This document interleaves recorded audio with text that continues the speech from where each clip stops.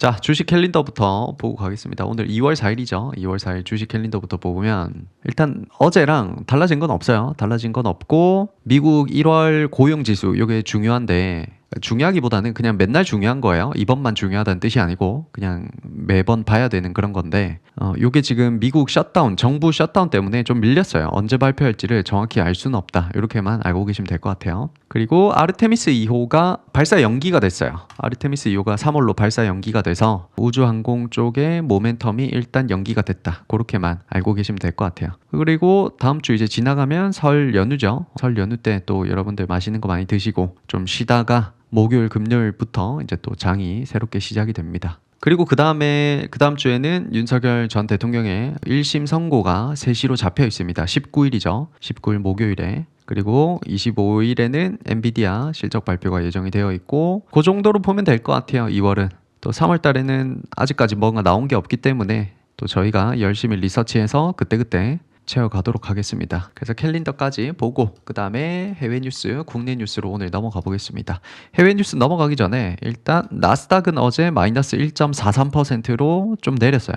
S&P 500도 좀 내렸어요.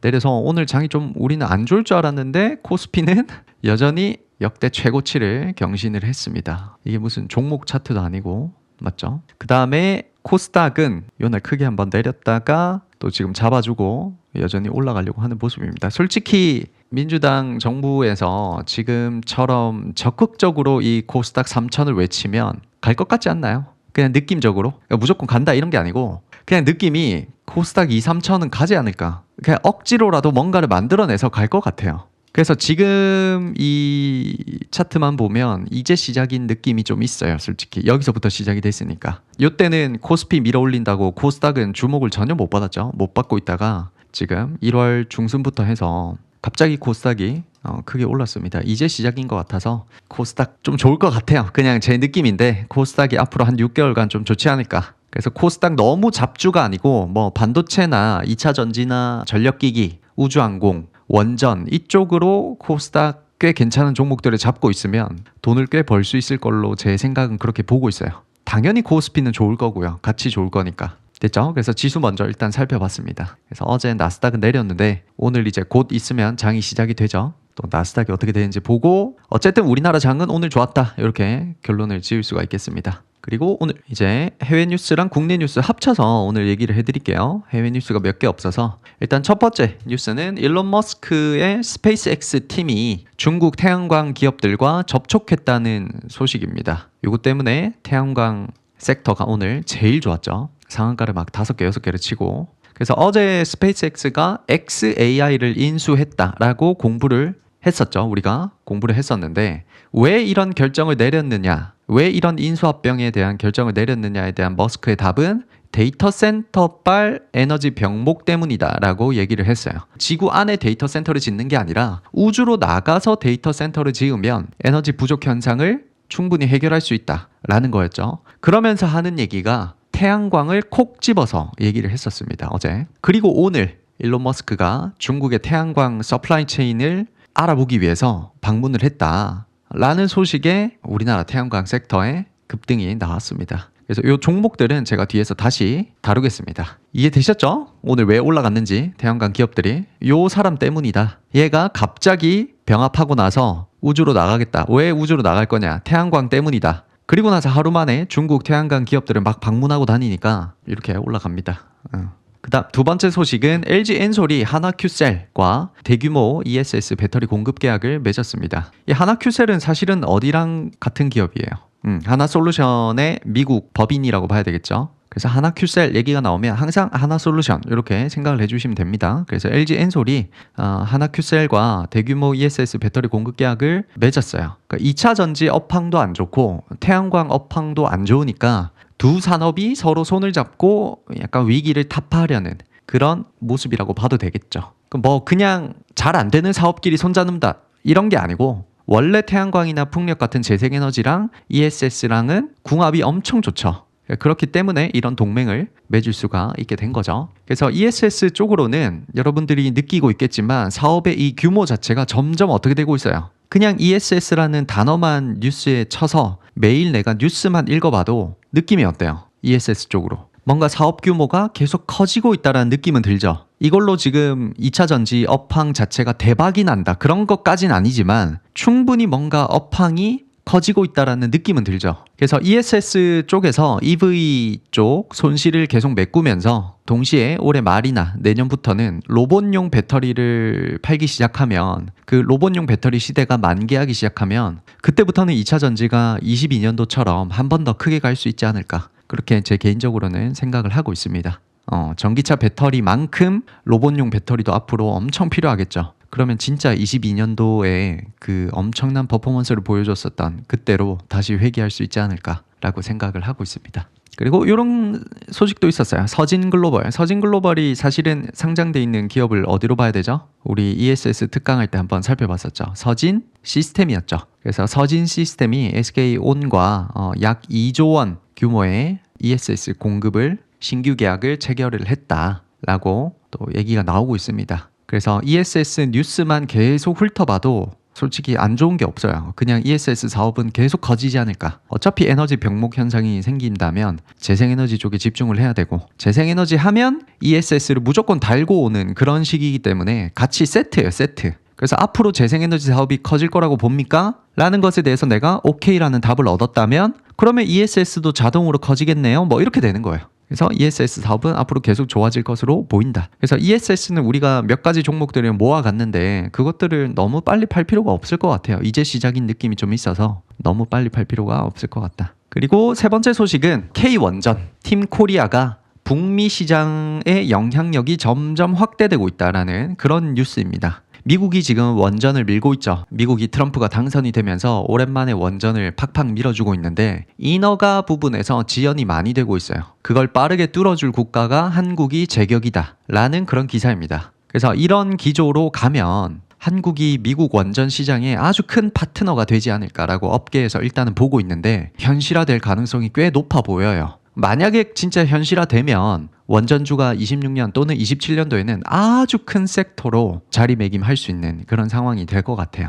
그래서 어쨌든 원전 쪽에서는 좋은 뉴스만 나오고 있다. 그리고 두산에너빌리티는 K원전에서 빠질 수 없는 그런 대장격인 회사죠. 그러니까 지금까지는 두산에너빌리티가 주가 상승을 이뤄낸 이유는 뭐죠? 원전이 아니고 뭐 때문이었죠? 가스터빈 때문이었죠. 가스터빈 때문에 두산에너빌리티가 좀 상승을 많이 한 상태인데 가스터빈으로 계속 이제 돈을 잘 벌고 있으면서 동시에 대형 원전이나 SMR 쪽으로 돈을 동시에 벌기 시작하면 두산에너빌리티의 밸류 자체가 완전히 달라지게 되는 거죠. 지금 현재 주가가 9만 원 정도거든요. 두산에너빌리티가. 솔직히 5년, 10년 기다리면 이거 10배거 가능하지 않을까요?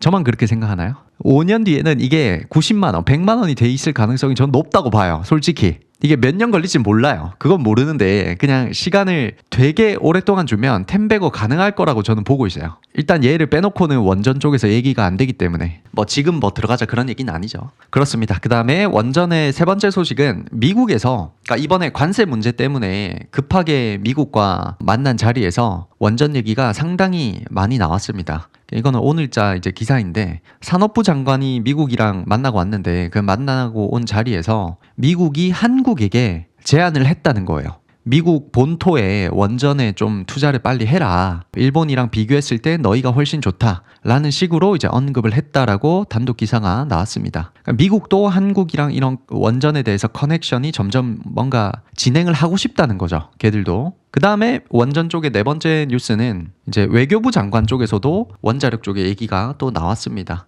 뭐 이거는 딱히 내용은 설명은 안 드릴게요. 그냥 외교장관도 원자력이나 핵잠 등에 미국이 협력을 요청을 했다라고 얘기를 했습니다. 원자력 쪽에서는 좋은 얘기가 계속 나오고 있는 거죠. 그리고 원자력 쪽에 이거는 다음 소식, 마지막 소식인데 이건 이제 외신이에요. 외신에서는 해석을 해보면 트럼프가 원전 쪽에 힘을 좀 실어주기 위한 발언을 한 거예요. 내용이 뭐냐면 차세대 원자로는 인허가 프로세스를 좀 축소해도 되지 않겠냐라는 거예요. 원전이 대부분 인허가 프로세스에서 시간을 제일 많이 잡아먹거든요. 그것만 빨라지면 원전 사업이 쑥쑥 클 수가 있는데 인허가 프로세스가 너무 보수적으로 되어 있고 너무 빡빡하게 되어 있다 보니까 이게 원전 사업이 클 수가 없다라는 거예요. 트럼프가 봤을 때. 그래서 트럼프가 이쪽으로 규제를 좀 축소를 해서 빨리 원전 사업을 키우겠다라는 그런 발언입니다. 그러니까 이런 것들이 이제 6개월, 1년 정도 점차 쌓여가면 원전 사업이 팍 한번 터지면서 만개할 수 있는 그런 시기가 오지 않을까라고 생각을 하고 있습니다. 어쨌든 여러분들이 지금 오늘 저랑 원전 이런 뉴스만 여러 개를 봤는데 이런 것들만 봐도 글로벌에서 원전 사업에 어떤 큰 일이 벌어지고 있다는 전조 현상들이 보이기 시작하죠.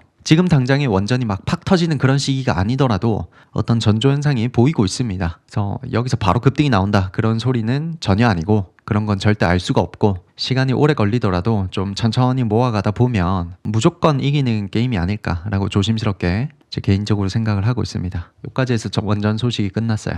자, 다음 소식은 APR입니다. APR이 25년도 4분기 실적 발표를 하면서 25년도 전체 실적이 다 나왔습니다. 매출부터 해야 되죠. 24년도 대비 25년도 매출은 한 110% 성장을 했고 영업이익은 대략 200% 성장을 했어요. 어마어마한 성장을 했습니다. 그래서 역대 최고 실적을 여전히 경신하고 있는 그런 모습입니다. APR 한번 볼까요? APR. 지금 자리에서는 모아가기는 안 되고 여기서 만약에 뭐 어떤 시그널이 나오면 좀 단기 매매로 접근할 수밖에 없겠죠. 트레이딩으로. 그래서 역대 최고치를 또 갈아치웠다. 미친 듯한 실적이 나오고 있습니다. 그냥 숫자 안 읽고 밑에 숫자 읽지 말고 밑에 그래프만 봐도 느낌이 오죠. 22년도, 23년도, 24년도, 25년도. 이 막대기가 올라가는 속도가 장난이 아닙니다. 그 다음에 이건 되게 중요한 소식입니다. 다음은 이제 히토류 쪽 소식인데 미국 주도하에 핵심 광물 국가 클럽을 만들려고 하고 있어요. 미국이. 어제는 우리가 볼트 프로젝트를 한번 봤었죠. 볼트 프로젝트로 히토류 공급망 사업에 대한 투자가 본격적으로 이제 진행되고 있다. 라고 살펴봤는데 오늘 기사는 미국 주도하에 히토류 동맹 블록을 만들기 위해서 추진하고 있다라는 기사입니다. 계속 이쪽으로 추적을 하다 보면 알게 되는 게 히토류 소비를 하는 빅테크 기업들이나 뭐 그런 대기업 기업들이 공급망을 중국 쪽 말고 다른 국가 쪽으로 찾고 있다라는 소식이 계속 들려오고 있어요. 그래서 중국의 히토류 독점 공급망에서 벗어나기 위한 그런 프로젝트들이 이렇게 진행이 되고 있는 건데 만약에 이렇게 되면 서방 국가들 쪽에서 히토류를 공급할 수 있는 그런 기업들이 꽤 많이 돈을 벌지 않을까 라고 생각을 하고 있습니다. 우리나라에는 히토류 재활용하는 기업들을 하나 알려드렸죠. 그게 뭐였죠? 고려아연이었죠. 고려아연이 있었습니다. 그래서 고려아연도 좀 장기적으로 보면 이쪽 사업으로 돈을 꽤 많이 벌 걸로 보여집니다. 고려아연은 지금 본업보다 지금 이쪽에서 돈을 많이 벌고 있어요. 실제로 히토류 재생산, 히토류 재활용 쪽에서. 그래서 고려아연도 그쪽으로 부각이 많이 되면 한 번 더 어닝 서프라이즈 찍으면서 크게 올라갈 수 있지 않을까 그렇게 보고 있습니다. 되게 중요한 뉴스입니다. 알겠죠? 그 다음에 이제는 좀 라이트한 뉴스입니다. 이수페타시스가 목표가가 상향이 됐습니다. 이수페타시스는 우리가 지금 들고 있는 포트폴리오 중에 하나이기 때문에 가져왔습니다. 그래서 기판 쪽에서는 조금 반응이 늦게 오긴 한데 그래도 시간을 주고 기다리다 보면 나중에 충분히 부각받을 걸로 보이고 있습니다. 결국 주가 상승이 일어나려면 1분기나 2분기 실적에 대한 기대감이 필요해요. 1분기가 이제 5월, 4월 한 중순부터 시작이 돼서 5월 달까지 1분기 실적 발표를 하죠. 그 사이에 지금부터 한 3개월 남았죠. 한 3개월 정도 사이에 기판 쪽에서 돈을 많이 벌 수 있을 것이다라는 기대감이 필요합니다. 근데 그런 기대감을 충족시킬 수 있는 기업들을 우리는 충분히 지금 포트폴리오로 담아놨기 때문에 별로 크게 걱정할 거 없이 그냥 기다리면 되지 않을까라고 생각이 드네요. 그리고 삼성전자가 첫 시가총액 1000조를 돌파했습니다. 박수 한번 칠까요? 너무 자랑스럽네요. 진짜로. 원래는 삼성전자가 죽을 쓰고 있을 때 그것보다 밸류를 더 받아야 된다라는 시각이 많았었는데 코리아 디스카운트라는 이유 때문에 적절한 밸류를 못 받았었죠. 지금까지. 그래서 이번 정부가 코리안 디스카운트를 해소하려는 그런 움직임과 함께 동시에 메모리 쇼티지가 오면서 밸류 상승이 아주 크게 나타난 모습입니다. 그리고 SK하이닉스는 대박 성과급 소식도 있었습니다. 연봉이 1억이면 1억 5천만 원 정도의 보너스를 받는다고 하네요. 물론 세금으로 40% 정도 나가긴 해도 어쨌든 큰 금액이죠. 그러니까 이렇게 성과급을 팍팍 주는 것만으로도 SK하이닉스는 너무너무 좋은 기업입니다. 그 다음에 요거는 이제 태양광 서플라이 체인 관련인데 요거는 뒤에서 설명을 드릴게요. 오늘 태양광이 급등이 나왔기 때문에. 그래서 반도체부터 종목으로 넘어가 보겠습니다. 첫 번째가 삼성전자부터 봐야 되는데 오늘 뭐 거의 보합이라고 봐야 되겠죠. 보합인데 뭐 역대 최고치를 경신을 하고 있습니다. 대단합니다. SK하이닉스도 뭐 여기서 뚫어주면 또 역대 최고치를 경신을 계속 해나가는 모습이겠죠. 그래서 삼전이랑 SK 하이닉스가 크게 내려오지 않는 이상 반도체 애들은 계속 랠리를 이어나가겠죠. 얘들이 잘 돼야 돼요. 얘들이 주가 상승을 견인을 해야 나머지 뭐 1조짜리, 5천억짜리 소부장 기업들이 계속 따라 올라갈 수 있기 때문에 삼전이나 SK 하이닉스가 계속 달려줘야 됩니다. 반도체 장비 쪽에서는 오늘 뭐 없었어요. 대부분 다 한 2%, 3%, 4%대 조정을 받으면서 그렇게 됐네요. 이런 한미 반도체나 제주 반도체 같은 애들이 사실은 실체는 없어요. 실체는 없는데 그냥 끼로 가는 거예요. 알겠죠? 내가 실체를 살 것인가 아니면 끼만 보고 여기서 뭐 고가놀이를 할 것인가 그거는 자기 선택이죠. 우리가 지금 반도체 같이 하기 컨텐츠는 대부분 실체를 보고 하는 거기 때문에 요런 애들을 뭐 부러워할 필요가 없다. 그리고 오늘 뭐 주성 엔지니어링, 유닛 테스트 이런 것들은 전부 다 태양광으로 올라갔기 때문에 반도체랑 무관합니다. 그리고 반도체 소재 기업들도 오늘 다 쉬었어요. 대부분 다 쉬었죠. 동진 세미캠, SNS텍, FST, 솔브레인 등등 많이 올라왔기 때문에 다 쉬었습니다. 그 다음에 반도체 부품 관련주들도 뭐 TCK, 원익 QNC, 코미코, 리노공업 전부 다 쉬었죠. 오늘은 태양광이나 뭐 원전 쪽에 또는 전력기기 쪽에 돈이 들어가기 때문에 쉴 수밖에 없었죠. 그 다음에 우리가 가지고 있는 한양 디지텍 나 아직까지 가지고 있다. 1번 한번 해보세요. 지금 가지고 계신 분들은 지금 50%가 살짝 넘는 수준으로 돼야 정상이거든요. 여기서 급등이 나왔을 때도 너무 빨리 팔 필요가 없다고 얘기를 해드렸어요. 아직 반도체 랠리가 충분히 남았기 때문에 여기서 슈팅이 한 번 더 크게 나와야 돼요. 그래야 이제 팔 수 있어요.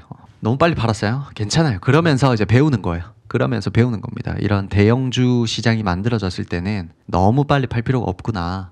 그러면서 배우는 겁니다. 그래서 한양 디지텍 계속 놔두면 됩니다. 그냥 더 이상 이제 채울 수 있는 구간은 아닌 것 같아요. 채울 수 있는 구간은 아니라서 놔두면 됩니다. 그리고 삼성전기도 우리가 이 자리에서 봤는데 단기 매매로 가실 분들은 뭐 이런 자리에서 팔아도 되고 더 끌고 가도 되고 자기 선택이죠. 그리고 심텍 오늘 많이 쉬었어요. 맞죠? 심텍도 오늘 장중에 마이너스 한 7, 6% 정도 밀리면서 오늘 쉬었고 이수페타시스가 좋았죠. 왜 좋았냐면 아까 우리 봤었죠. 뉴스에서 이수페타시스는 목표 주가를 상향한다라는 리포트가 있었기 때문에 올라갈 수밖에 없었고 TLB도 오늘 거의 쉬었죠. 마이너스 1%대 2%대로 쉬었고 나머지 뭐 대덕전자, 코리아 서키트 등등 기판 쪽에서는 대부분 오늘 다 쉬었습니다. 그래서 반도체 오늘 전체적으로 보면 다 쉬었다 이렇게 보면 되겠죠. 그 다음에 2차 전지 쪽에서 에코프로, 에코프로 BM 쉬었는데 삼성 SDI 좋았고 한중 NCS도 좋았고 LG 엔솔도 그래도 꽤 괜찮았고 신성 ST도 좋았습니다. 신성 ST도 너무 빨리 팔 필요가 없다고 얘기를 해드렸죠. 계속 놔두면 뭐 여기서 바로 급등이 나온다 그런 건 아니지만 이런 박스권을 만들어 가다가 올라가지 않을까라고 생각을 하고 있습니다. 왜냐면 ESS는 이제 시작이란 느낌이 좀 들기 때문에 그렇게 볼 수 있는 거죠. 나 ESS도 너무 빨리 팔았다. 1번 한번 해보세요. 부끄러워하지 말고 1번 한번 해보세요. 솔직하게 이게 우리가 처음 진입한 시기부터 보면 지금 거의 11월 말부터 진입을 했으니까 11월 말, 12월 말, 뭐 1월 말 이렇게 하면 벌써 두세 달이 지났죠. 두세 달이 지났는데 이게 안 가지고 있는 사람, 이거를 안 가지고 있는 사람 입장에서는 이 두세 달이 굉장히 짧아 보이죠. 근데 이걸 가지고 있는 사람한테는 굉장히 긴 시간으로 느껴진단 말이죠. 그게 체감이 되시나요? 이 2차 전지 종목을 안 가지고 있는 사람들한테는 굉장히 이게 짧아 보이는데 그냥 투자하면 무조건 돈 벌 수 있을 것 같은 느낌인데 가지고 있는 사람들한테는 엄청 길죠. 그러니까 거기에 좀 익숙해지셔야 돼요. 가지고 있는 그 느낌에 내가 좀 익숙해지셔야 돼요. 사실은 지나고 나면 두세 달이라는 시간이 별거 아닌데 그걸 내가 견뎌야만 돈을 벌구나를 좀 느끼셔야 돼요. 거기서 피드백이 안 되잖아요. 그러면 앞으로 찾아올 우주항공이라든지 원전 쪽에서도 여러분들은 기껏 두세 달 기다려서 본절 처리하거나 기껏 두세 달 기다려서 10% 정도 먹고 나오거나 그거밖에 안 될 거예요. 근데 원전 사업도 1년, 2년, 3년 뒤에는 100%, 200%, 300% 올라가 있으면 내가 그 두세 달 동안 기다려서 그 본절 처리를 왜 했을까? 그 꼴랑 10% 먹으려고 내가 왜 그랬을까? 그런 이제 후회가 되거든요. 그래서 이런 거를 여러분들이 연습을 할 때 피드백을 잘 하셔야 돼요. 시간 요소에 대해서 내가 어떻게 바라봐야만 돈을 벌 수 있을 것인가? 피드백을 잘 하셔야 됩니다. 그래서 2차 전지도 오늘 좋았다 맞죠? 한중 NCS도 지금 흐름이 굉장히 좋죠. 여기서 주가가 꺾이지 않아야만 급등이 한번 나올 수 있다라고 얘기를 미리 해드렸는데 지금 잘 가고 있습니다. 잘 가고 있어서 뭐 또 눌러주면 한번 해볼 수 있겠죠. 그 다음에 일진전기, 산일전기 뭐 이런 것들도 같이 소개를 해드렸는데 주가가 안 꺾이니까 그대로 잘 가는 모습이죠. 한번 들어올리고 밀리지 않고 그대로 들어올리는 모습. 여기서 주가 진행이 계속 된다면 더 올라가겠죠. 일진전기 마찬가지고 한중 NCS도 지금 올라갔기 때문에 못하겠어요. 그런 것보다는 여기서 집중을 해주시다 보면 한번 올라갈 수도 있겠죠. 그렇고 그다음 전력기기 쪽에 오늘 HD 현대일렉트릭도 흐름이 좋고 다 좋습니다. LS 일렉트릭은 계속 뭐 그냥 뚫어버리는 식으로 올라가고 있죠. 미친 듯이 올라가고 있고 뭐 대한전선 가지고 계신 분 계신가요? 우리가 여기서 봤는데 나 아직까지 가지고 있다. 대한전선 여기서 대부분 파셨죠. 이것도 참 맞죠. 보면 요만큼만 따지면 사실 이거 2, 3개월밖에 안 되거든요. 2, 3개월을 기다리면 내가 50% 100%를 더 먹을 수 있는데 그게 잘 안 되죠. 여기서 그냥 팔고 싶잖아요. 사람이 참 우리가 어렵죠. 그게 여기서 안 팔고 2, 3개월만 기다리면 훨씬 더 비싸게 팔 수 있는데 잘 안 된다. 맞죠. 그게 팔고 다시 들어가려고 해도 타이밍이 잘 안 생기죠. 그게 그래서 여기서 사신 분들은 지금 수익률이 100%가 넘어가야 정상이에요. 알겠죠? 어제까지 해서 딱 100%가 찍혀야 되고 오늘 급등이 또 나왔으니까 오늘까지 하면 주가가 한 대략 110%가 넘어가야 정상입니다. 어제까지 하면 수익률이 딱 100%죠. 딱 100%인데 오늘은 종가가 7%밖에 안 올랐는데 왜 수익률은 110%, 112% 이렇게 찍힐까요? 이상하지 않나요? 안전마진님은 지금 117% 찍혀있다고 얘기하시네요. 어제까지는 수익률이 100%인데 오늘은 7%밖에 안 올랐는데도 117%가 찍혀요. 복리 때문이죠. 이게 복리가 가지고 있으면 계속 늘어난단 말이에요. 나중에는 150%가 넘어간 상태에서 10%만 올라가도 20% 30%가 올라가요. 내 계좌 수익률은. 보너스 10% 20%를 더 받게 되는 거죠. 그래서 될 만한 종목과 될 만한 섹터를 잡았으면 너무 빨리 파는 게 아니다. 단타로 들어갔으면 그렇게 해야 되지만 오랫동안 보기로 작정한 섹터라면 전력기기 섹터는 오랫동안 봐야 되는 거죠. 그런 섹터라면 그냥 오랫동안 가지고 갈수록 이득이다. 이렇게 보시는 게 낫겠죠. 그래서 전력기기 쪽에서도 너무너무 좋았고 LS도 여기서 급락이 나왔는데 금방 회복한 모습입니다. LS도 지금까지 들고 계시는 분들 꽤 있을 걸로 보여지네요. 그 다음 뭐 산일전기 이런 것도 아까 얘기를 해드렸고 LS 마린 솔루션 있죠. LS 마린 솔루션도 계속 흐름이 좋게 되고 있습니다. 그리고 원자력 쪽에 아까 살펴봤듯이 오늘 한국전력도 많이 올랐고 두산 에너빌리티도 많이 올랐죠. 지금 정고점을 뚫어버리려고 하는 지금 그런 상황이 있습니다. 한전기술, 우리기술, BHI, 현대건설, 그 다음에 한전산업 등등 오늘 급등이 많이 나왔었죠.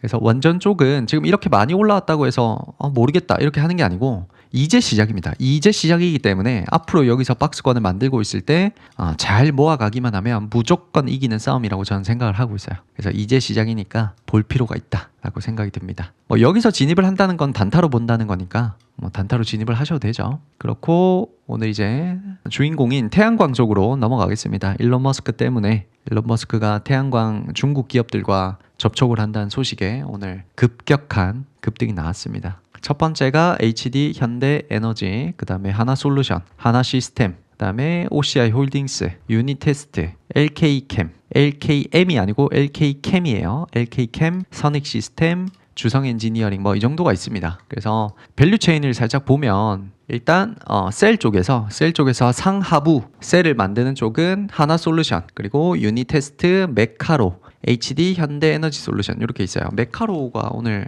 같이 올랐나 한번 볼게요. 메카로도 같이 올랐었네요. 이 정도가 있습니다. 그리고 상부셀 소재는 LK캠이 만들고 있어요.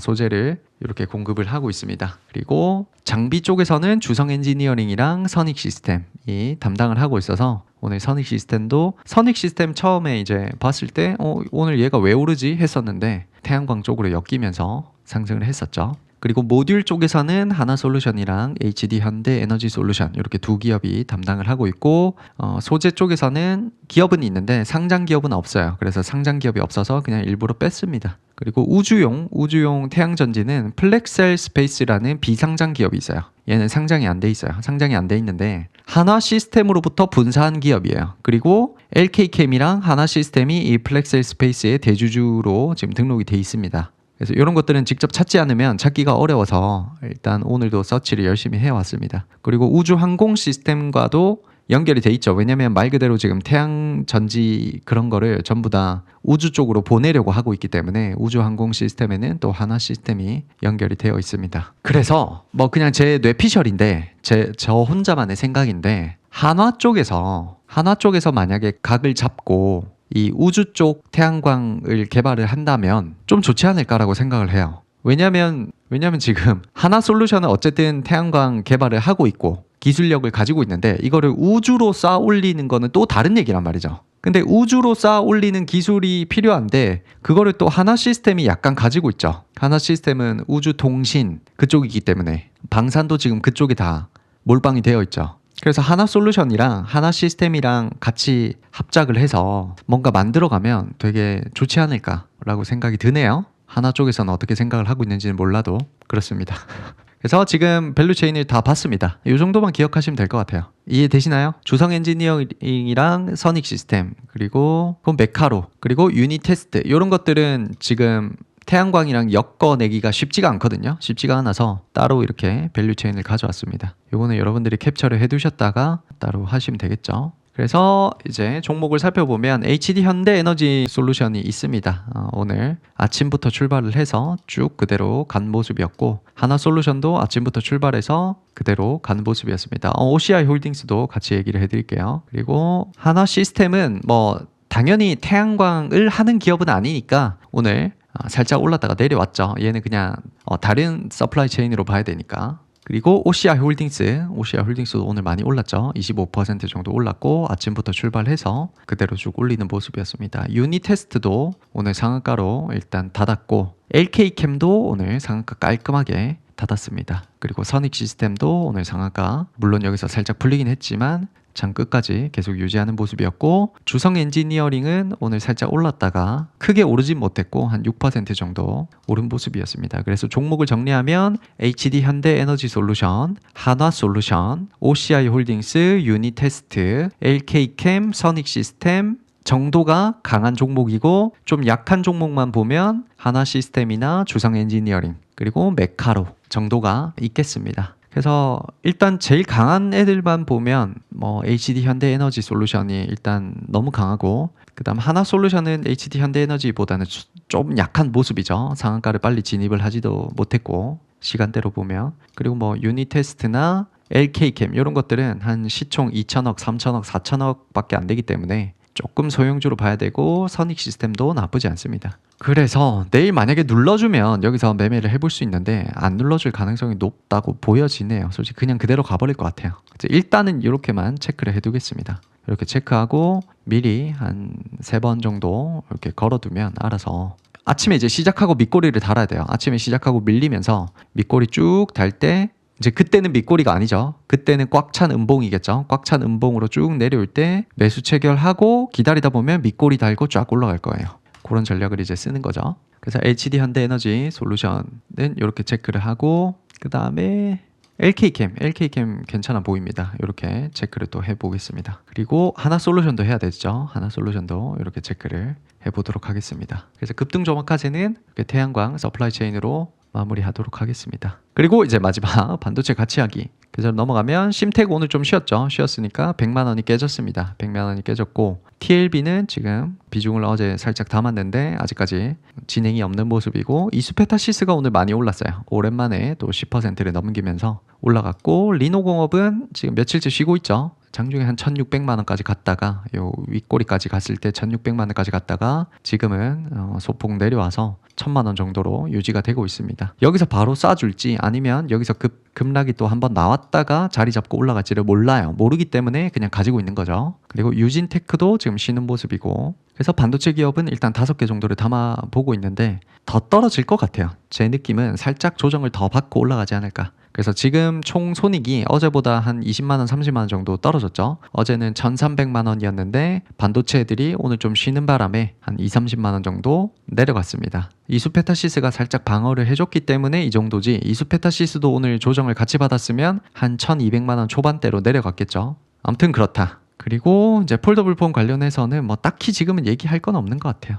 파이넴텍도 어제 올랐는데 변동성이 심한 모습이고 BH도 지금 변동성이 좀 있는 모습. 덕산네오룩스, 도우인시스 전부 다 이제 앞으로 조금만 시간이 지나면 10%를 전부 다 넘지 않을까라고 보고 있습니다. 질문 있나요? 여기에 대해서? 지금 더 채울 수 있는 게 없어요. 비중을 더 채울 수 있는 게 뭐 TLB는 채웠으니까 안 되고 더 채울 수 있는 게 없다. 현재로서는.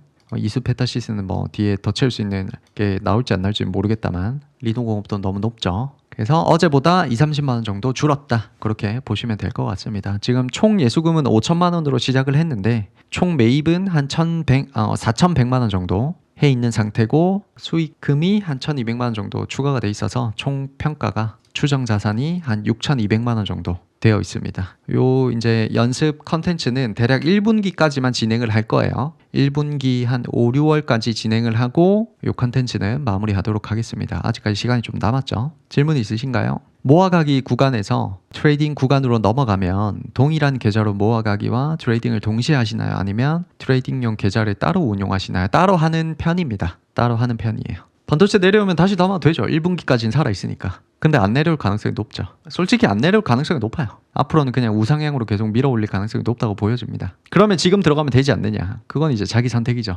리노공업은 담을 때 여기서 언급이 있었죠. 여기서 이제 담고 나서 바로 우리가 그날 체크를 했는데 요날 비중이 많이 들어갔어요. 이날 음봉에서 비중이 많이 들어갔는데 다음날 급등이 나와서 아마 여러분들은 비중을 많이 여기서 못 채웠을 거예요. 조금 아쉽죠. 개인적으로 제일 아쉬운 거는 FST예요. FST는 누가 보더라도 제가 아니고 누가 보더라도 흐름이 좋았는데 우리가 여기서 들어가 보자 해놓고 제가 하루만 딱 놓치는 바람에 이 급등을 놓쳐버렸죠. 조금 아쉽습니다. 슈퍼피자님, 지금 전체적으로 섹터가 너무 올라가서 부담스러운 면이 있는데 지금 살짝 소외가 되어 있지만 돈 잘 벌고 있는 음식료나 엔터, 공부하고 바닥에서 사 모아가는 것도 좋다고 생각을 하시나요? 하는데 압도적으로 좋아야 될 것 같아요.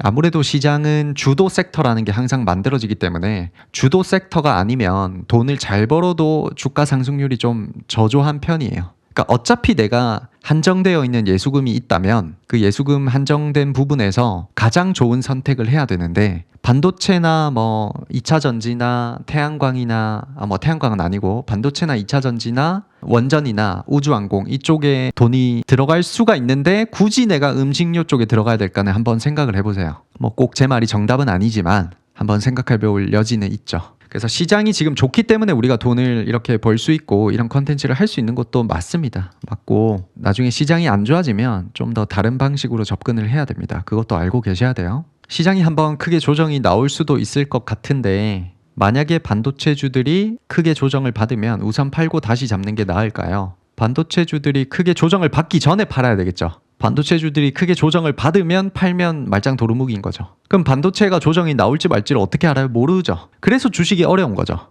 여기서 조정이 나올 것 같다라고 생각이 들면 파셔야 되고 나는 여기서 조정이 그렇게까지 강하지 않고 그냥 그대로 여기서 또 밀어 올릴 것 같다 하시는 분들은 그대로 가져가셔야 되고 그걸 어떻게 알 수 있는데요? 알 수 없어요. 알 수 없으니까 주식이 어려운 거예요. 그래서 내가 선택한 거에 대해서 후회하지 마세요. 그냥 내가 여기서 나는 팔겠다. 나는 이 정도 먹었으면 많이 먹었다. 팔겠다 하시는 분들은 깔끔하게 팔고 나가는 거예요. 지금 당장에 모아갈 섹터는 없죠. 전부 다 우주항공도 아주 크게 지금 오른 상태고 그 다음에 전력기기도 다 오른 상태고 원자력도 다 오른 상태죠. 원자력은 조만간 특강이 한번 나갈 거라서 이제 내려오면 또 모아가야 되겠죠. 왜냐면 원자력은 내려올 가능성이 높아요. 왜냐면 지금 당장에 실적이 찍히는 애들이 아니거든요. 두산에너빌리티는 뭐 실적이 좀 찍힐 수는 있는데 나머지 기업들은 실적 자체가 지금 당장에 찍히느냐? 그렇진 않아요. 그러면 1분기, 2분기, 3분기를 넘어가면서 실적이 안 나오면 이제 이렇게 내려오겠죠. 내려왔을 때 모아가고 있으면 이제 다음 분기부터 실적이 오르기 시작하면 돈이 벌리는 그런 프로세스로 생각을 하시면 될 것 같아요.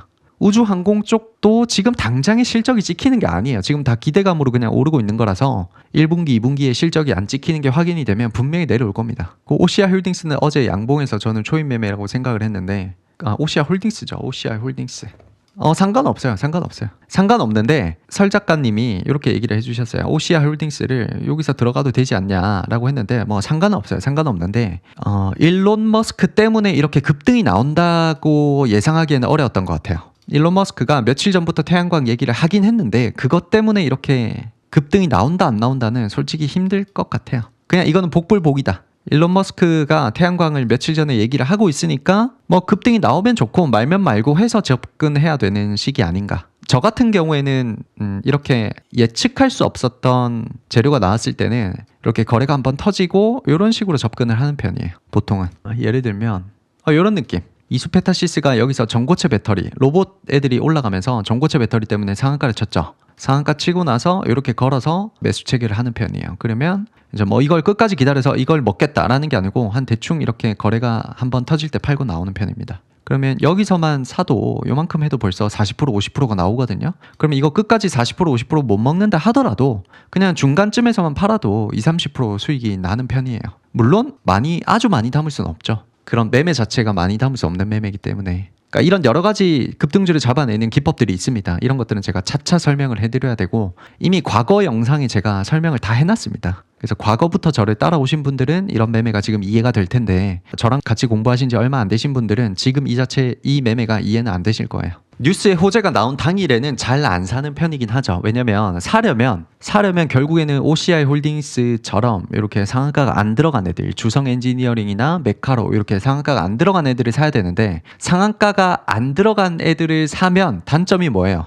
모든 게 양면이 있는 거죠. 상한가에 안 들어갔기 때문에 내가 이거를 종가 매수를 할 수 있지만 그렇게 하면 뭐가 안 좋죠? 느리기보다는 약한 종목을 고를 수밖에 없는 거죠. 필연적으로 대장주가 아닌 종목을 고를 수밖에 없는 거예요. 위지덤님 말씀처럼. 근데 HD 현대에너지 솔루션 같이 대장주를 고르자니 상한가를 들어가 버렸기 때문에 종가 매수가 안 되는 거죠. 그럼 상한가 들어가기 전에 사면 되지 않나요? 그거는 상한가 따라잡기라는 또 다른 기법이 있기 때문에 지금 여기서 얘기하는 게 아니죠. 그리고 상따 기법은 이제 사장됐어요. 끝났어요. 상따 기법은 사실은 끝났다고 봐야 돼요. 이제 점점 상따 기법은 아마 쓰레기통으로 처박힐 겁니다. 기법들 중에. 그래서 상따 기법을 지금 와서 배운다? 그거는 바보 같은 짓이에요. 제 말이 이해가 되나요? 논리가? 가장 강한 걸 잡으려고 했더니 이미 상한가를 가버려서 잡을 수가 없고 강하지 않은 거를 종가 매수를 하려고 했더니 약한 거를 잡아야 되고 그렇게 되는 거죠. 상따 기법은 이제 뭐 대체 거래소도 생기고 지금 거래소에서 24시간 거래할 수 있도록 만든다고 추진을 하고 있죠. 그래서 거래 시간이 늘어나면 늘어날수록 이제 상한가가 풀릴 확률이 높죠. 그러니까 나는 상따로 들어갔는데 나중에는 이게 풀려버리면 할 말이 없는 거죠. 상한가가 풀릴 수 있는 조건들이 점점 만들어지고 있다는 거예요. 제 말은. 그러다 보니까 이제 상따 기법은 배울 필요가 없다. 오히려 상따보다는 오히려 좋은 섹터를 골라놓고 2, 3개월 동안 차근차근 잘 모아가서 급등을 먹는 게 앞으로는 더 중요해질 거예요. 더 산업을 보는 눈이 중요해지고 더 섹터를 보는 눈이 중요해진 그런 시대가 오고 있어요. 여기까지 해서 오늘 마무리하겠습니다. 어쨌든 반도체 계좌는 어제랑 해서 큰 의미는 없을 것 같아요. 큰 변동은 없고 계속 기다려야 됩니다. 시간 요소가 주식에 어떻게 영향을 미치는지를 이번에 꼭 피드백을 하고 많이 배워가셨으면 좋겠네요. 그래서 오늘 급등주 오마카세는 태양광 쪽에서밖에 없었다. 이렇게 결론을 잡고 내일 시장 준비하시면 될 것 같습니다. 고생하셨습니다.